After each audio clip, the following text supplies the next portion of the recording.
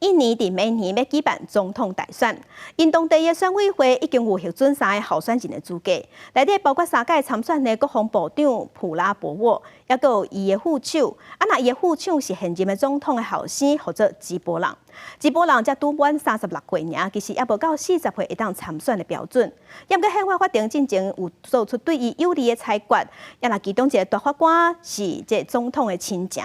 这个结果出来是引起当地强烈的批评。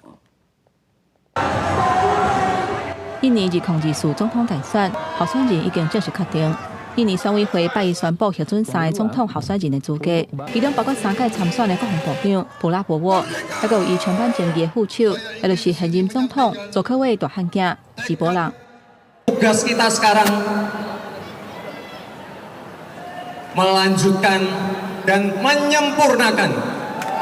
原本做所罗市长的吉波朗受到未少争议，原因是伊才打满36岁，也无到40岁参选的条件。不过，伊的支持者向宪法法院请愿，大法官就伫10月中以5票比4票裁定，只要要透过民选担任官员或者是民意代表，参加总统大选，就袂受到上低年龄的限制。那完成这项裁决的其中一个大法官，也是佐科威的亲情，佢用自己讲，根本就是互吉波朗行后尾门。Terutama soal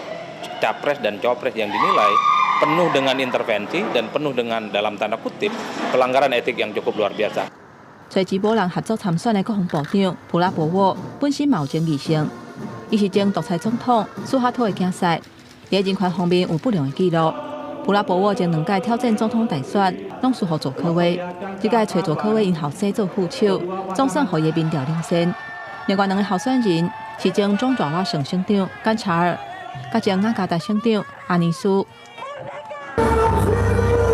同款出现选举争议的，也有印度洋岛国马达加斯加。原本当地伫16要举行头一轮总统的投票，不过寻求第3届连任的总统拉乔丽娜，伫选举进前说谎标出来讲有法国的国籍，用同爱失去马达加斯加的国籍，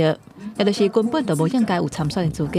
不过最高法院煞伫9月份驳回拉乔丽娜参选资格无效的诉讼，所以引起民众抗议。